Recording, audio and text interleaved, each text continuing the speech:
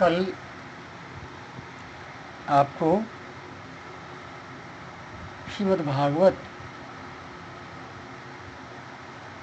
शब्द की विवेचना और उसका अर्थ सुनने को मिला था, और आज स्वयं भगवान श्री कृष्ण के मुख से ब्रह्मा जी को श्री भागवत जी की महिमा के विषय में जो कहते सुना गया, वही श्री वेद व्यास जी महाराज ने हम सब के लिए परोस दिया।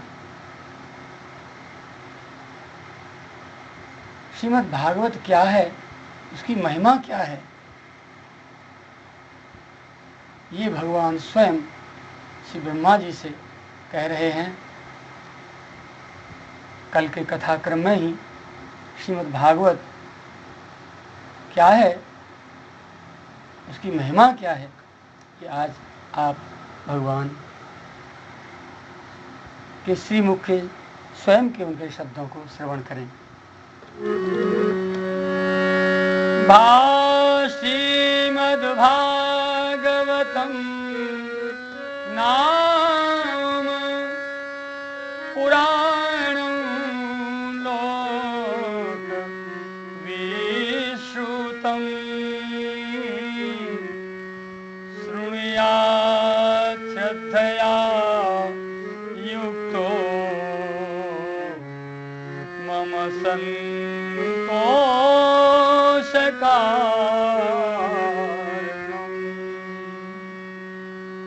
हे ब्रह्मा जी, लोक विख्यात श्रीमद् भागवत नामक पुराण का प्रतिदिन श्रद्धा युक्त होकर श्रवण करना चाहिए।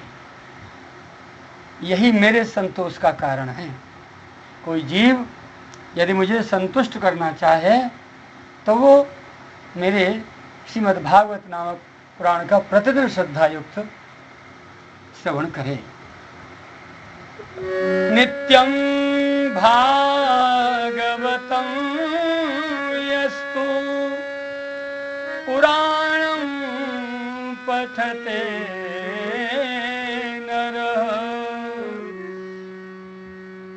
प्रत्यक्षरं भवेत् तस्य कपिलादानजं फलम्।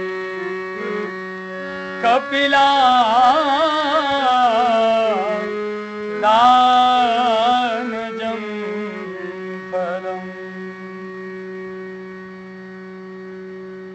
जो मनुष्य प्रतिदिन श्रीमद् भागवत पुराण का पाठ करता है, उसे एक एक अक्षर के उच्चारण के साथ कपिला गौ दान देने का पुण्य प्राप्त होता है।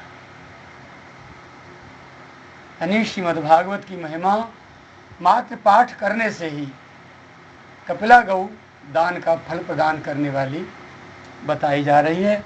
ठाकुर स्वयं अपने श्रीमुख से श्री ब्रह्मा जी को बता रहे हैं।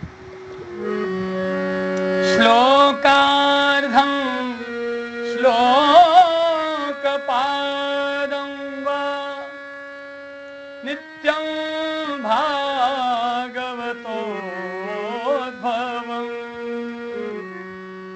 पठते शृणुयात् यस्तो गोसहस्रफलं लभेत्। जो प्रतिदिन श्रीमद् भागवत के आधे श्लोक या चौथा श्लोक का पाठ अथवा श्रवण करता है, उसे 1000 गौदान का फल मिलता है। यह पठेत प्रयतो नित्यं श्लोकं भागवतं सुत अष्टादश पुराणानां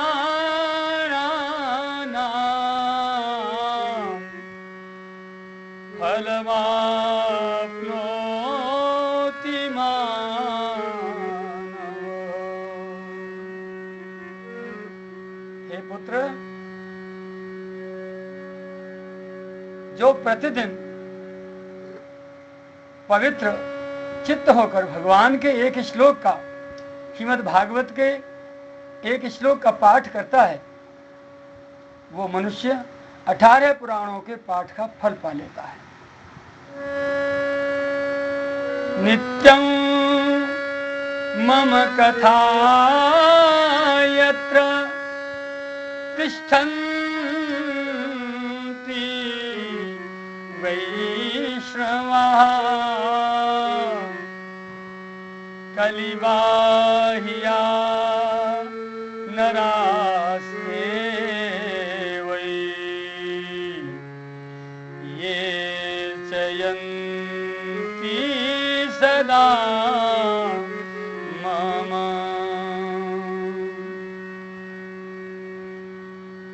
जहाँ नित्य मेरी कथा होती है वहाँ विष्णु पार्षद प्रहलाद आदि विद्यमान रहते हैं। जो मनुष्य सदा मेरे भागवत शास्त्र की पूजा करते हैं वे कली के अधिकार से अलग हैं, उन पर कली का कोई बस नहीं चलता। वैष्णवानां तो शास्त्राणि ये चयन्ति गृहे नराः सर्वपाप विनिर्मुक्ता भवन्ति सुरवन्दिता।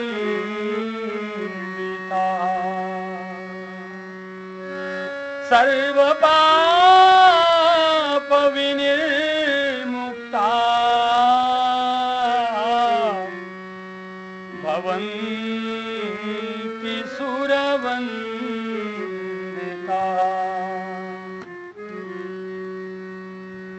जो मनुष्य अपने घर में वैष्णव शास्त्रों की पूजा करते हैं वे सभी पापों से मुक्त होकर देवताओं द्वारा बंदित होते हैं।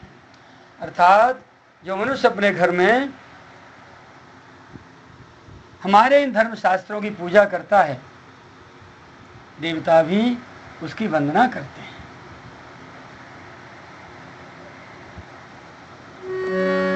ये चयन्ति गृहे नित्यं शास्त्रं भागवतं कलौ आस्फोटयन्ति बल्गन्ति तेषां प्रीतो भवाम्यहम्।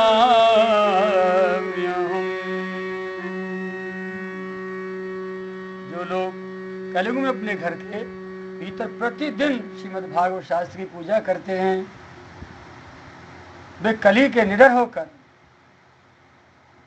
ताल ठोकते उछलते कूदते हैं, मैं उन पर बहुत प्रसन्न रहता हूँ। भगवान स्वयं इस बात को श्री ब्रह्मा जी को बता रहे हैं।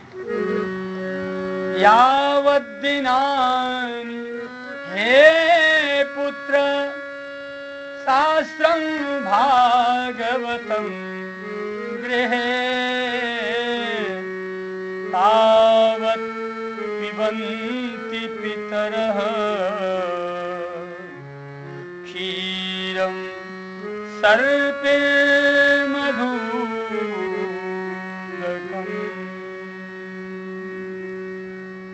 हे पुत्र, मनुष्य जितने दिनों तक अपने घर में श्रीमद् भागवत शास्त्र रखता है उतने समय तक उसके पितर दूध घी मधु और मीठा जल पीते हैं।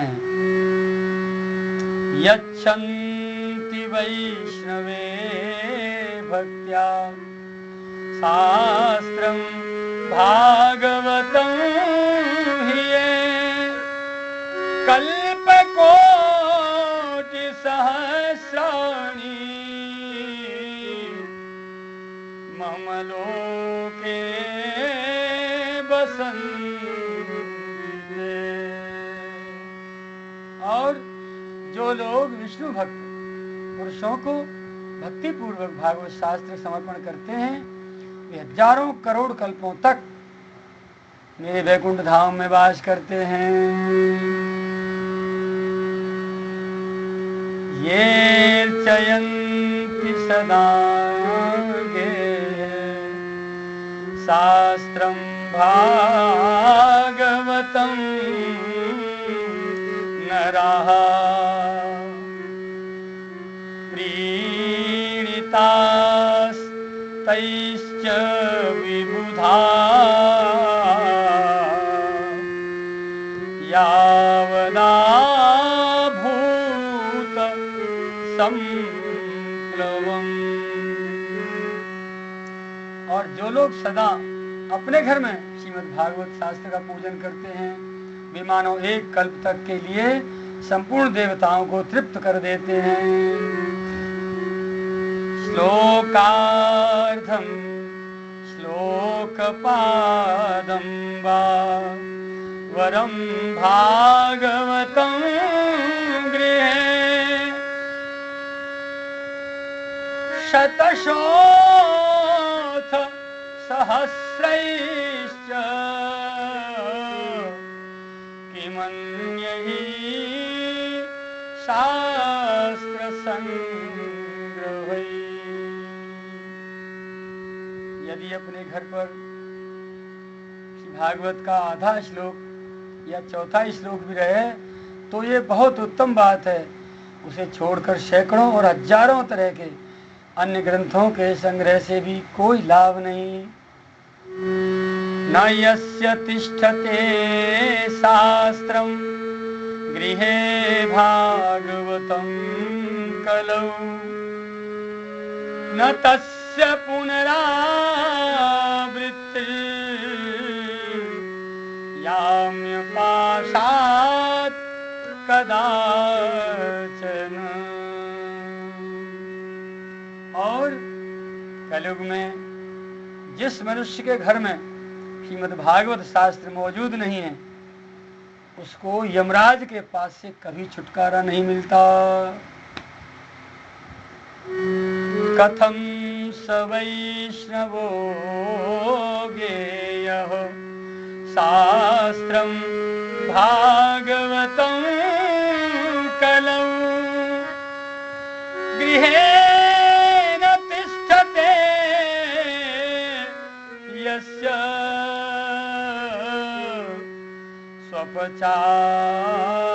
स्वपचादधिको हि सः। इस कलयुग में जिसके घर श्रीमद् भागवत शास्त्र मौजूद नहीं है उसे कैसे वैष्णव समझा जाए? वह तो चांडाल से भी बढ़कर नीच है। ऐसा भगवान बोल रहे हैं। सर्वस्वेनापि लोकेश कर्तव्यः शास्त्रसंग्रहः वैष्णवस्तु सदा भक्त्या तुष्ट्यर्थं मम पुत्रक। लोकेश ब्रह्मा, हे पुत्र, मनुष्य को सदा मुझे भक्ति पूर्वक संतुष्ट करने के लिए अपना सर्वस्व देकर भी वैष्णव शास्त्रों का संग्रह करके रखना चाहिए। यत्र यत्र भवेत् पुण्यं शास्त्रं भागवतं कलौ यत्र यत्र भवेत् पुण्यं शास्त्रं भागवतं कलौ तत्र तत्र सदैवाहं भवामि त्रिदशैष भवामि त्रिदशैष।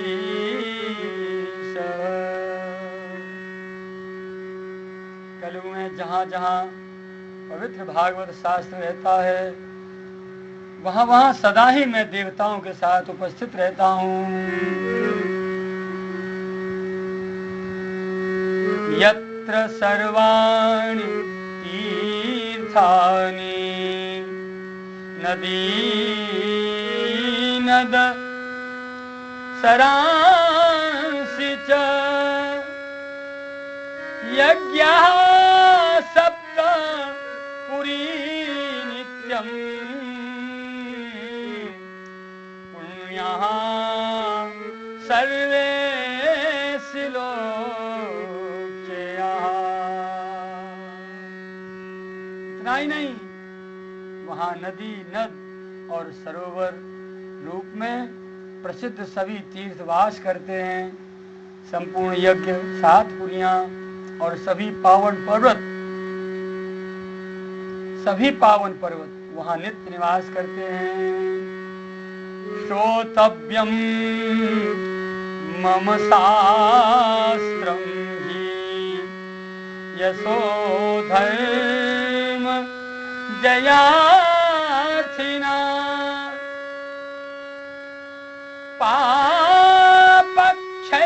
पापक्षयार्थं लोकेश मोक्षार्थं धर्मबुद्धिना।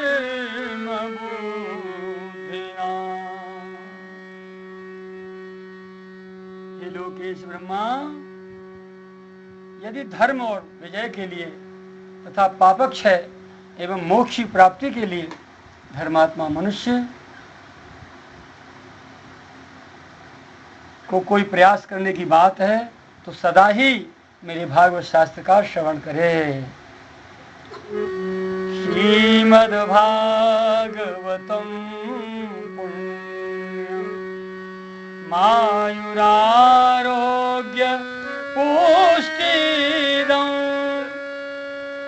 पठना श्रवणाद्वापि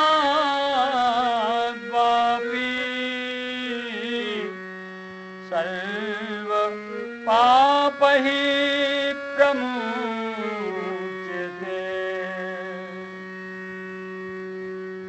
ये पावन पुराण श्रीमद् भागवत आयु, आरोग्य और पुष्टि को देने वाला है।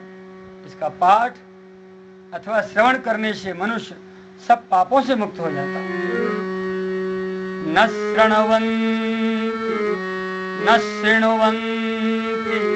न पश्यन्ति श्रीमद्भागवतं परं सत्यं सत्यं हि लोकेश तेषां स्वामी सदा यमः।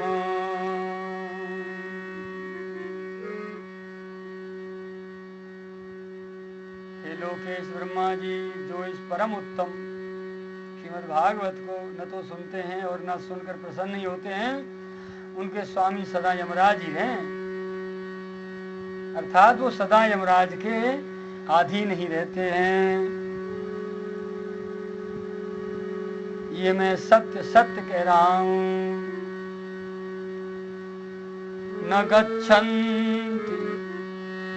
गच्छति यदा मर्त्यः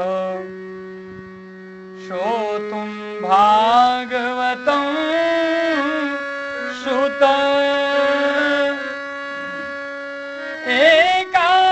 एकादश्यां विशेषेण नास्ति पापरतस्ततः।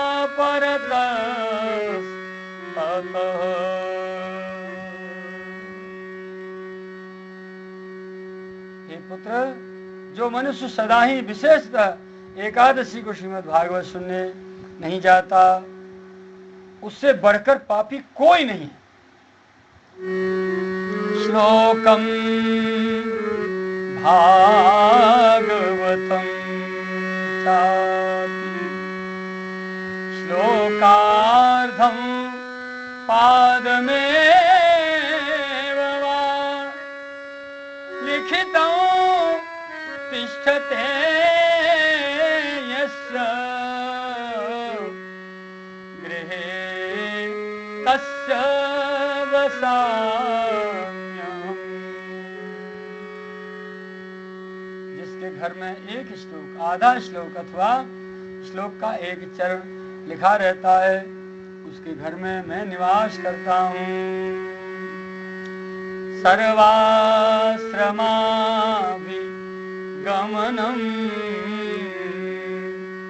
सर्वतीर्थावगाहनम्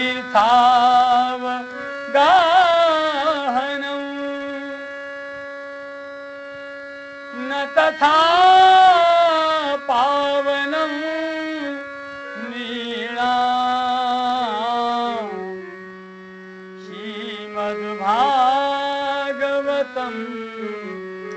यथा। श्रीमद्भागवतं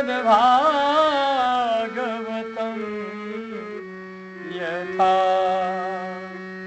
मनुष्य के लिए संपूर्ण पुण्य आश्रमों की यात्रा या संपूर्ण तीर्थों में स्नान करना भी वैसा पवित्र कारक नहीं है जैसा श्रीमद्भागवत।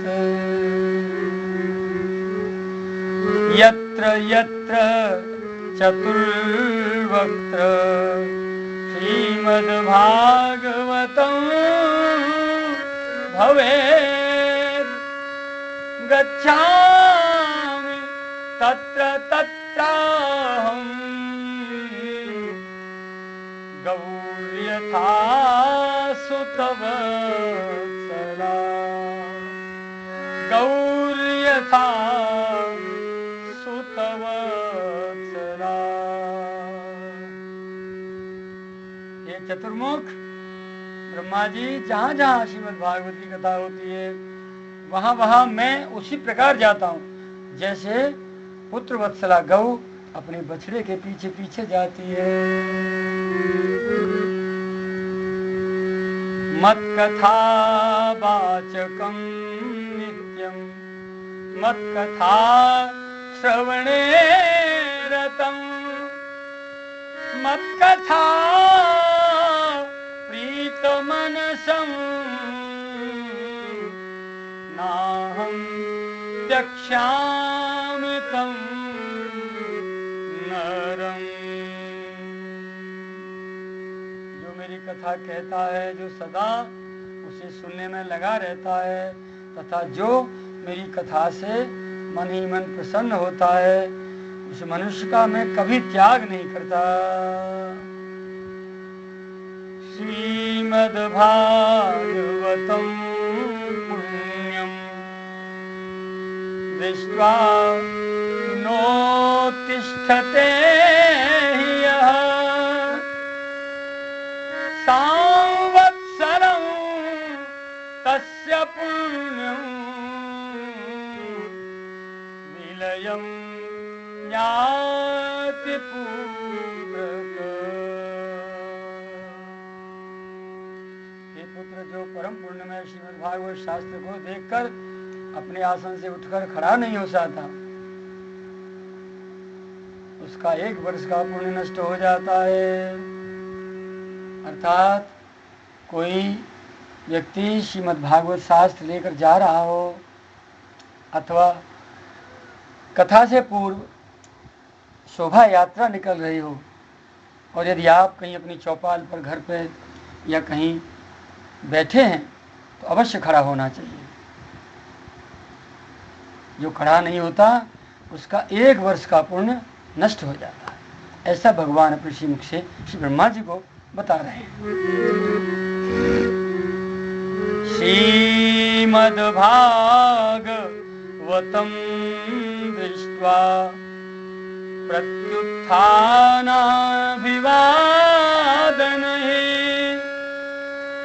सम्मानयेत तं दृष्ट्वा भवेत् प्रीतिर्ममातुला।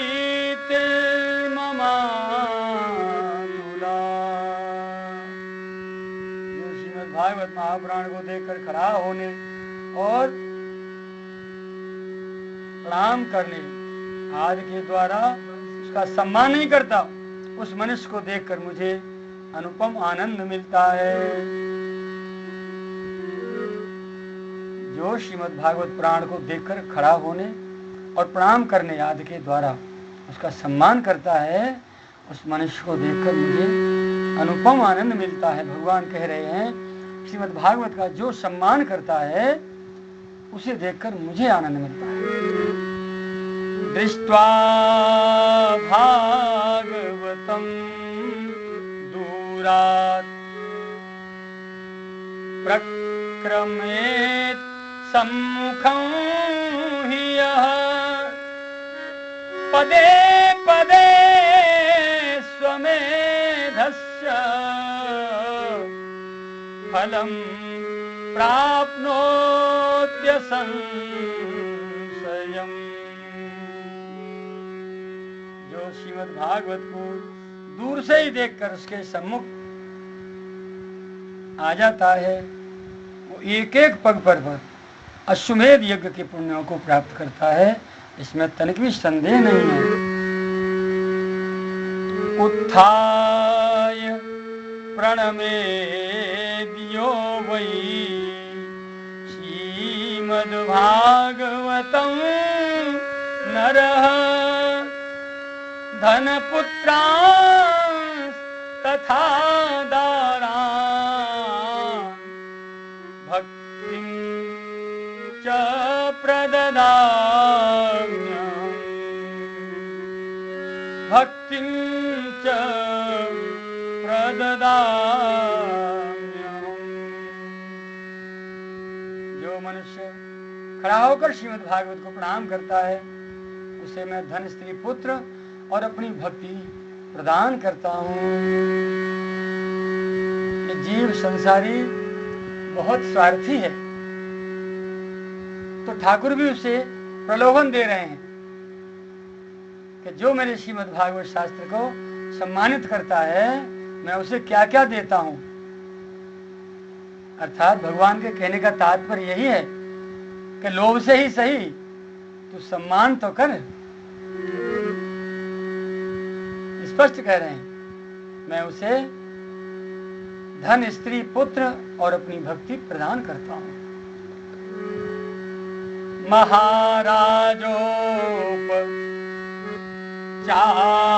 महाराजोपचारैस्तो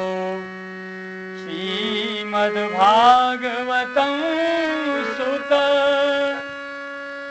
शृण्वन्ति ये नरा भक्त्या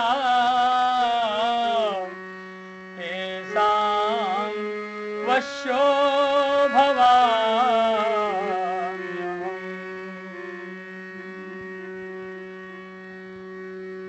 हे पुत्र ब्रह्मा जी, जो लोग महाराजोचित सामग्रियों से युक्त होकर भक्ति पूर्वक महाराजोचित सामग्रियों से युक्त होकर भक्ति पूर्वक श्रीमद् भागवत की कथा सुनते हैं, मैं उनके वशीभूत हो जाता हूँ।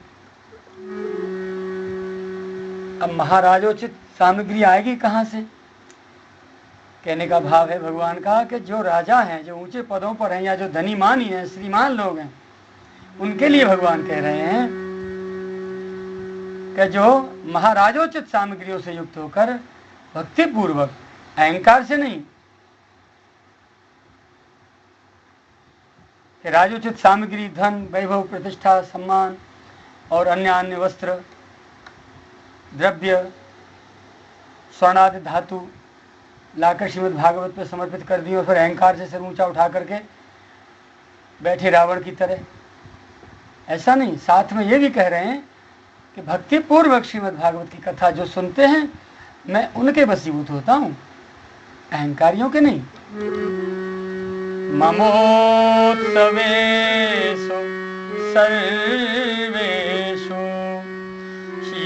श्रीमद्भागवतं परं शृण्वन्ति ये नरा भक्त्या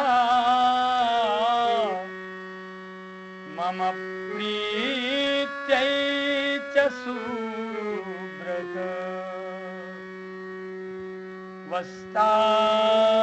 वस्त्रालङ्करणैः पुष्पैः धूपदीपोपहारकैः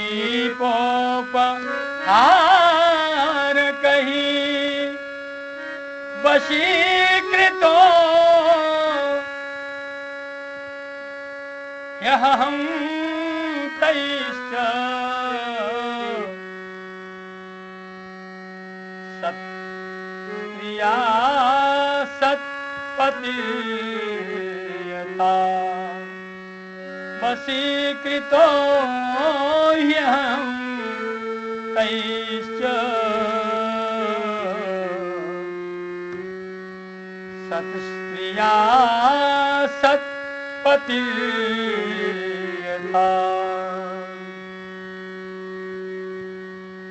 हे सुब्रत ब्रह्मा जी, जो लोग मेरे पर्वों से संबंध रखने वाले सभी उत्सवों में मेरी प्रसन्नता के लिए वस्त्र, आभूषण, पुष्प, धूप और दीप आदि उपहार अर्पण करते हुए परम उत्तम श्रीमद् भागवत पुराण का भक्ति पूर्वक श्रवण करते हैं, वे मुझे उसी प्रकार अपने बस में कर लेते हैं जैसे पतिव्रता स्त्री अपने साधु स्वभाव वाले पति को बस में कर लेती है। श्री ब्रह्मा जी को 31 श्लोकों में भगवान ने स्वयं अपने श्रीमुख से भागवत जी की महिमा का बखान किया है। इन चीजों को कथा से पहले श्रवण अवश्य कर लेना चाहिए। किसी चीज के संपर्क में हम जा रहे हैं, सुन रहे हैं, पाठ कर रहे हैं, पूजा कर रहे हैं या सम्मान कर रहे हैं, तो उसके विषय में जानकारी होना बहुत जरूरी है कि वो क्या चीज है। इसलिए श्रीमद् भागवत की कथा प्रारंभ करने से पहले, ग्रंथ की रचना करने से पूर्व ग्रंथकार ने भगवान की श्रीमुख की वाणी श्री ब्रह्मा जी को श्रवण कराते हुए श्रीमद् भागवत की महिमा का बखान किया है। इसको अवश्य ध्यान में रखना चाहिए। जो व्यक्ति इन श्लोकों को, इनके भावों को ध्यान में रखकर कथा सुनेगा, उसे निश्चित रूप से श्रीमद् भागवत श्रवण का पूर्ण फल प्राप्त होगा। ऐसा भगवान का भाव है। इस महिमा को गान करने के पीछे ये उद्देश्य और भाव रहा है भगवान का कि कलियुगी जीव स्वार्थी है, तो उसके स्वार्थ के लिए, यानी लौकिक स्वार्थ और अलौकिक स्वार्थ, शारीरिक, मानसिक, आर्थिक, सामाजिक स्वार्थ की पूर्ति भी होती है और शरीरांत के बाद भगवत धाम की प्राप्ति भी होती है। दोनों ही स्वार्थ की पूर्तियां होती हैं। ऐसी महिमा भगवान ने अपने श्रीमुख से श्री ब्रह्मा जी को बखान की है। उद्देश्य उनका यही था कि हम लोग इसको सुनकर श्रीमद् भागवती के प्रति अपना प्रेम, अपनी रति, अपनी आसक्ति, अपनी ममता, अपनी श्रद्धा, अपना विश्वास दृढ़ करें और दृढ़तापूर्वक श्रवण करें श्रीमद् भागवत की कथा को। अब श्रीमद् भागवत जो आज हमारे सम्मुख प्राप्त है, श्री सुखदेव जी ने श्री परीक्षित महाराज को श्रवण जो कराई, वो हमारे तक पहुंचाने वाले माध्यम कौन है, ये जान लेना बहुत जरूरी है। वो हैं श्री सूत जी महाराज और श्रोता है शौनकादिक ऋषि लोग। 88,000 ऋषि नैमिषारण्य तीर्थ में निवास करते थे, जिनमें कोई ज्ञान की उच्चतम पराकाष्ठा को पार कर चुका है, कोई योग की, कोई वैराग की, कोई तप की, कोई त्याग की, कोई ध्यान की, कोई समाधि की, कोई धारणा की, यानी हर वस्तु का स्पेशलिस्ट एक एक महापुरुष, हर साधना का एक एक विशेषज्ञ महापुरुष वहाँ विराजमान था, जीवन मुक्त ब्रह्म पर चरित सुनहि तज ध्यान, जे हरि कथा न करहि रति तिनके ही पाषाण। ऐसा श्री रामचरितमानस में श्री गोस्वामी जी महाराज ने बखान किया है। कहने का मतलब यह है कि कितने भी ज्ञानी सही, कितने भी तपस्वी वैरागी सही, कितने भी बड़े योगी सही, और रात दिन क्यों न सही समाधि में रहने वाले, परंतु समाधि और योग और साधना धारणा सबको छोड़कर भगवत चरित्र अवश्य ही सुनना चाहिए। सत्संग अवश्य करना चाहिए। कथा और सत्संग एक प्रकार से जूना है। जैसे घरों में माताएं सुबह से समस्त घर के सदस्यों द्वारा भोजन कर जाने के बाद जो टब में इकट्ठे रखे हुए जूठे बर्तनों को जैसे साफ करती है जूना सर्फ लगा के, और फिर पुनः उपयोग के युक्त हो जाते हैं, फिर अपने रसोई घर में उनको यथास्थान व्यवस्थित कर देती है, ठीक वैसे ही हमारे मन बुद्धि अनेकों प्रकार की स्वार्थ, अहंकार और विकारों से लिप्त होकर जो गंदे हो गए हैं, उनके लिए सत्संग और कथा श्रवण परम आवश्यक है। ये जूना और सर्फ का काम करेगा, जूना और मिट्टी का काम करेगा। तो इसको अवश्य ही, इस मन को, ये मन बहुत बदमाश है, इसको निरंतर सत्संग में रखना चाहिए। सत्संग का जूना रगड़ते रहना चाहिए, जिससे इसके ऊपर मल ना आ जाए, ये गंदा न हो जाए। गंदा तो है ही, लेकिन गंदगी को दूर करने का काम सत्संग से रात दिन हमको करते रहना चाहिए। इसके लिए हमारे विद्वान मनीषी, शास्त्रज्ञ, मर्मज्ञ, संत महापुरुषों ने शास्त्रों की रचना की और कथा का प्रचलन शुरू किया। देखो प्रमाण क्या है। एक बार त्रेतायुग माही शंभु गए कुंभज ऋषिपान।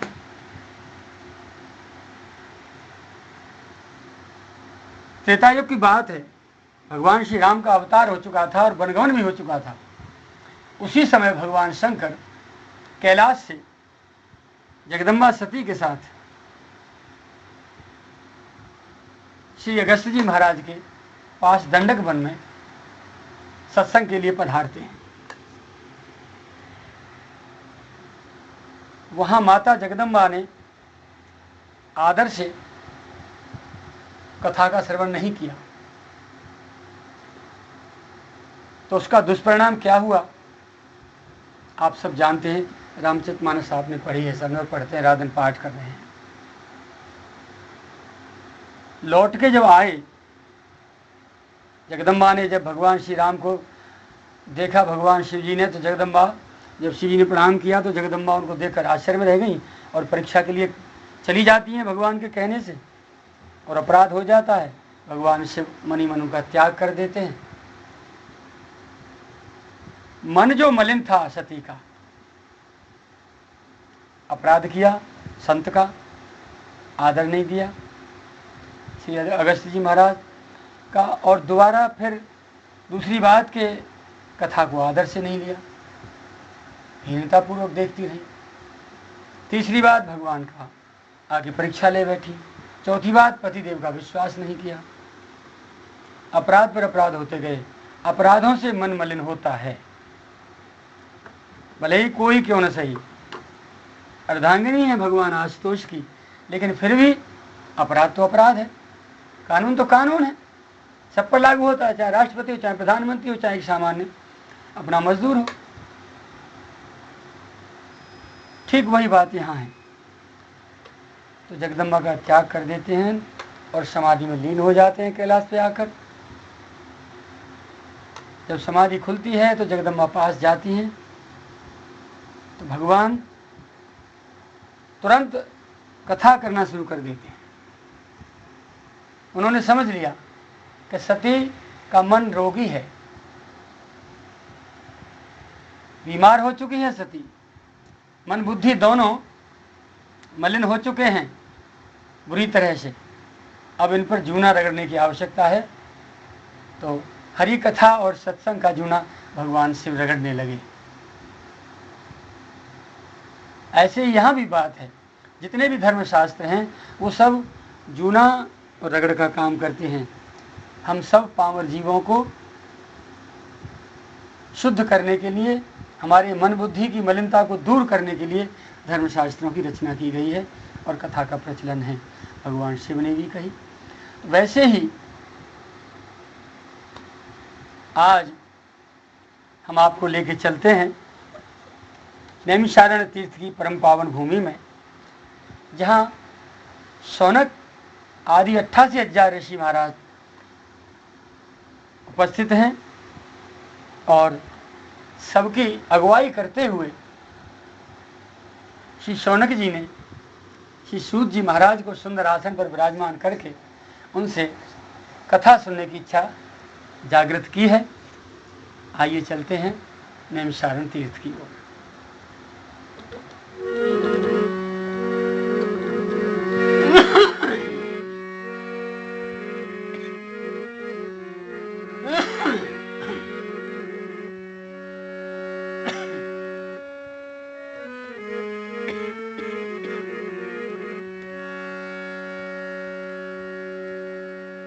कृष्णं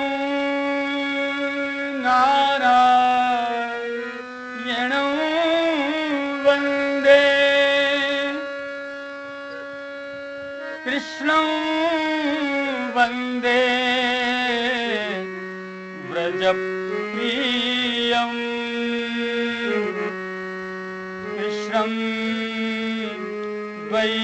द्वैपायनं वन्दे,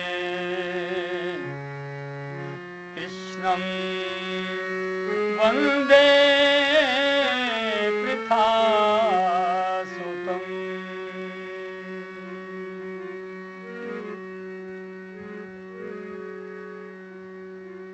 अब ग्रंथकार श्री वेदव्यास जी महाराज ग्रंथ की रचना का शुभारंभ करते हैं और शुभारंभ करते समय वो वंदना करते हैं। वंदना कितनी अद्भुत है, कितनी विलक्षण है और कितनी कुशाग्र बुद्धि से वंदना इस श्लोक के माध्यम से करते हैं और किसकी करते हैं, ये ध्यान देने की बात है। 24 अवतार हुए हैं भगवान के, उनमें से किसी का कोई नाम लेकर वंदना नहीं कर रहे हैं,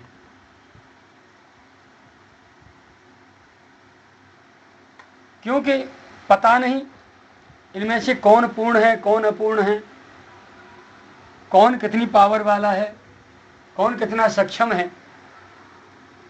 इसलिए इन सब के ऊपर जो भी कोई है जिसका हमें आज तक पता नहीं है या जिसको हमने देखा नहीं है या किसी ने देखा नहीं है, वो निर्गुण, निराकार, अजन्मा, अगोचर, जिसके विषय में ऐसे शब्द प्रयोग किए जाते हैं,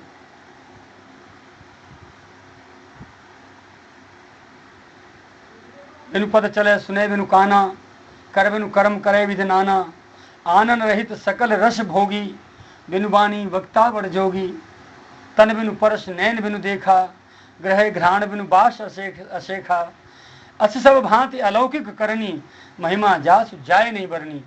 उस ही पूर्ण पुरुषोत्तम नारायण परमात्मा की अजन्मा अगोचर की इस श्लोक में स्तुति करते हैं।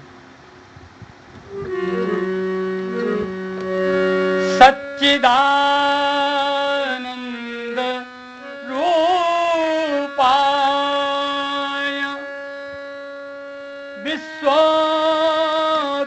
विश्वोत्पत्त्यादि हेतवे तापत्रय विनाशाय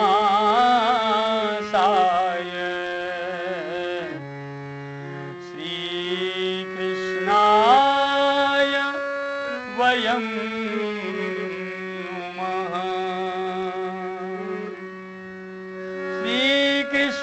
श्रीकृष्णाय वयं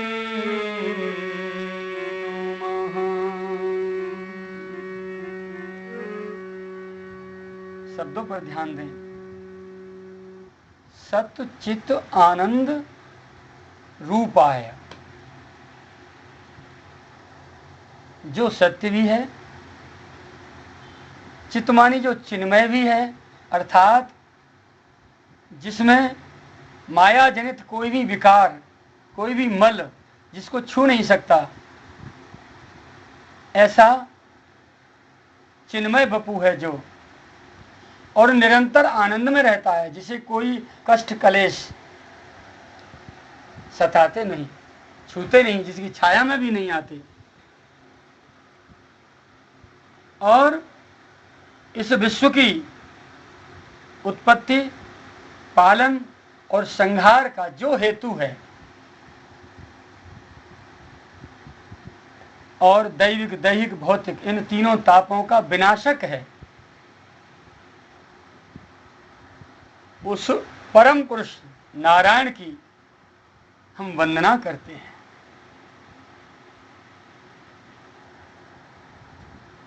एक भाव। दूसरा भाव, जो सत्य को अपने चिन्मय अंतःकरण में, अपने मल रहित विकार शून्य अंतःकरण में विराजमान करके, अनेकों रूप धारण करके इस संसार की, इस विश्व की, इस सृष्टि की उत्पत्ति, पालन और संहार करने में रात दिन व्यस्त रहता है, व्यवस्थित रहता है,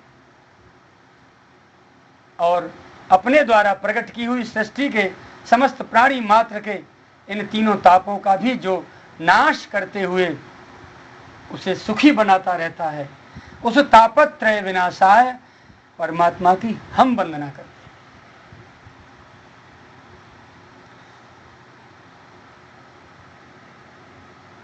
अब अंतिम अवतार है हमारे ब्रजेश नंदनंदन श्री कृष्ण का। तो पहले तो वंदना करते हैं उस अजन्मा अगोचर निराकार उस स्वरूप की। फिर जब ध्यान होता है कि वही तो श्री कृष्ण के रूप में इस धराधाम पर उतर के आया है, ब्रज में अनेकों माधुरी लीलाओं से रात दिन धूम मचा रहा है, तब पीछे आकर के वो कहते हैं कि श्री कृष्णाय वयम नुमा।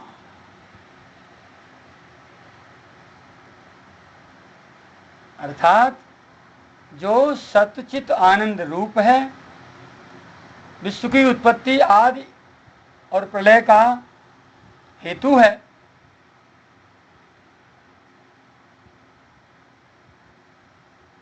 तीनों तापों का विनाशक है, और जो श्री कृष्ण के रूप में इस धरातल पर, इस भारत भूमि में, इस ब्रजमंडल में प्रकट होकर के अनेकों प्रकार की लीला माधुरी कर रहा है, और जीवों के तीनों तापों का रात दिन हरण करने में लगा है।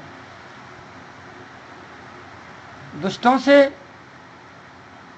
भक्तों की रक्षा करते हुए धर्म की स्थापना जो कर रहा है, उस श्री कृष्ण को हम, यहाँ वयम शब्द आया है, अकेले स्तुति नहीं कर रहे, यानी श्रोता वक्ता और जितने भी व्यक्त अव्यक्त जड़ चेतन की सब की ओर से ये वयम शब्द प्रयोग किया है उन्होंने, कि हम सब उसी ही चिन्मय बपू, वो तो सत्य परमात्म स्वरूप विग्रह भगवान श्री नारायण की वंदना करते हैं। ऐसी सुंदर स्तुति है।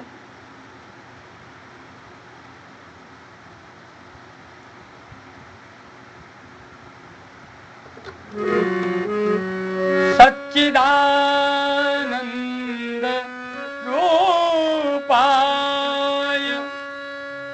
विश्वोत्पत्त्यादि हेतवे तापत्रय विनाशाय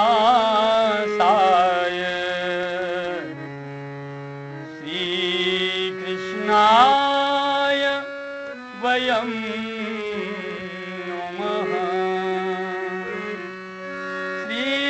कृष्णाय वयं नुमः, श्री कृष्णाय वयं नुमः। एक बार पुनः जो सत्य स्वरूप है, चिन्मय वपु है, आनंद की मूर्ति है, विश्व की उत्पत्ति, पालन और प्रलय का हेतु है और तीनों तापों का विनाशक है, उस श्री कृष्ण को हम सब नमस्कार करते हैं। अब आगे यम प्रव्रजन्तमनुपेतमपेत कृत्यं द्वैपायनो विरह कातर आजु भाव पुत्रेति तन्मयतया तरवोभिनेदुस् तं सर्वभूत हृदयं मुनिमानतोऽस्मि, तं सर्वभूत हृदयं मुनिमानतोऽस्मि। अब भगवान श्री सुखदेव जी की स्तुति और वंदना करते हैं। प्रकट होते ही 12 वर्ष या 16 वर्ष तक जो माँ के गर्भ में रहे, प्रकट होते ही जो जंगल की ओर चल दिए, वन की ओर प्रस्थान कर दिए, अभी इनका यज्ञोपवीत संस्कार भी नहीं हुआ था, कोई लौकिक वैदिक कर्मों के अनुष्ठान का अवसर भी नहीं आया था, तभी जो सन्यास लेकर वन की ओर चल दिए थे, उन्हीं को, अपने पुत्र को वन जाते हुए उनके पिता वेद व्यास जी विरह से कातर होकर उनके पीछे पीछे दौड़ते हुए पुकारते जा रहे थे कि बेटा बेटा तुम कहाँ जा रहे हो, जरा ठहरो ठहरो, रुक जाओ। वो इतनी अपार और इतनी सीमातीत विरक्ति थी कि उन्हें कुछ सूझता नहीं था। तो यानी जड़ चेतन प्रकृति ने भी, यानी वृक्षों ने भी उनकी ओर से उत्तर दिया था, वो नहीं बोल पाए थे। और क्या कहा उसे, अरे दादा वेदव्यास जी महाराज, कौन किसका पुत्र, कौन किसका पिता, आप इतने बड़े विद्वान होकर भी कहाँ पुत्र मोह में फंसे हैं। हटिए, ये कोई किसी के पुत्र नहीं है, तो साक्षात नारायण के स्वरूप हैं, भगवान आशुतोष शंकर जी के अंश हैं ये। आप लौट जाइए अपने घर को, इनके पीछे मत जाइए। ये तो समस्त प्राणियों के हृदय में निवास करने वाले हैं। अभी जो है इस परमहंस विरक्त महापुरुष के रूप में प्रकट हुए हैं, इसलिए इनको आप बांध नहीं सकते। ये तो जीव को बंधन से मुक्त करने के लिए ही प्रकट हुए हैं, फिर भला ये बंधन में क्यों बंधेंगे आपके में। दादाजी आप लौट जाइए। इस प्रकार जब वृक्षों की बात सुनी तो वेद व्यास जी महाराज लौटकर अपने आश्रम, अपनी कुटिया पर पधार जाते हैं और श्री सुखदेव जी महाराज आगे वन में प्रस्थान कर जाते हैं। कोई मन से कथा कहे और कोई मन से सुने तो बस क्या कहा जाए, कितना अद्भुत आनंद, अपार सुख की राशि, मन डूब जाता है।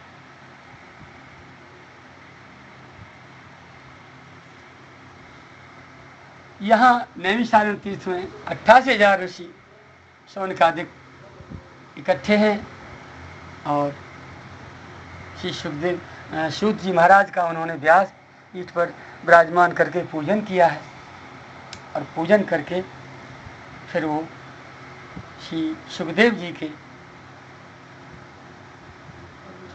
जन्म की कथा पूछते हैं। ग्रंथ के कथा के क्रम से थोड़ा हटकर हम पहले जिन महापुरुषों के द्वारा इस कथा का प्राकट्य हुआ है उनके विषय में हम जान लें तो ज़्यादा अच्छी बात है। सुखदेव जी कौन हैं, ये कहाँ से प्रकट हुए हैं? वेद व्यास जी कौन हैं, ये कहाँ से प्रकट हुए हैं? इनकी वंश परंपरा क्या है? इसके विषय में जान लेना भी बहुत आवश्यक है। इसलिए कथा प्रारंभ करने से पहले कथा के श्रोता, वक्ता और रचयिताओं के विषय में आइए थोड़ी सी चर्चा कर लेते हैं। आइए श्रद्धा भाव से श्रवण करिए।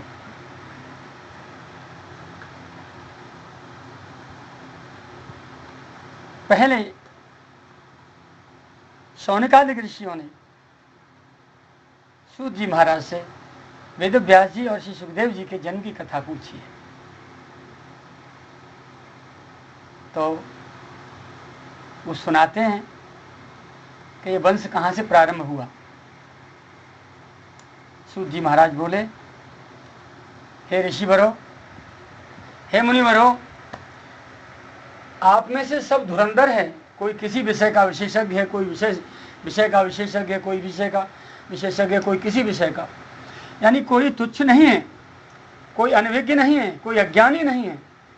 किंतु मुझे आदर और सम्मान देकर आपने कृतकृत्य किया है, इसके लिए मैं आपका विशेष आभार प्रकट करते हुए आपकी रुचिपूर्वक कथा का बखान करूँगा। जैसा मैंने अपने पूज्य गुरुदेव श्री सुखदेव जी महाराज के मुख से सुना था वो सुनाऊँगा, और जैसा अन्य महापुरुषों के और अपने पूज्य पिताश्री के मुख से मैंने सुना था वो आपको सुनाता हूँ। आप सुनिए, सभी ध्यान से सुनिए। देखिए, रघुकुल भूषण भगवान श्री राम के पूर्वज सूर्यवंश अयोध्या का चक्रवर्ती साम्राज्य, जिसमें सूर्यवंश के राजाओं का पदार्पण हुआ है। भगवान सूर्य से ये वंश चला है अयोध्या के सम्राटों का, और ब्रजेश्वर श्री कृष्णचंद्र का ये चंद्रवंश से प्रारंभ हुआ है। तो सूर्यवंश के कुलगुरु रहे हैं भगवान श्री ब्रह्मा जी के पुत्र हैं, मानस पुत्र है ना, मरीचि, अत्रि, अंगिरा, क्रतु, भृगु, दक्ष, वशिष्ठ, पुलस्त, पुलह और नारद, ये 10 हैं। इन्हीं में श्री वशिष्ठ जी महाराज हैं। तो वशिष्ठ जी को सूर्यवंश का पौरोहित्य संभालने के लिए जब ब्रह्मा जी ने कहा तो ग्लानि से भर गई और बोले, पिताश्री, ये पौरोहित्य कर्म अति मंदा, वेद पुराण श्रुमति कर निंदा, ये मुझे नहीं चाहिए। तो ब्रह्मा जी ने बताया, पुत्र, कहा लाभ आगे सुत सोई, आगे सुत होई। परमात्मा ब्रह्म नर रूपा, हुई रघुकुल भूषण भूपा।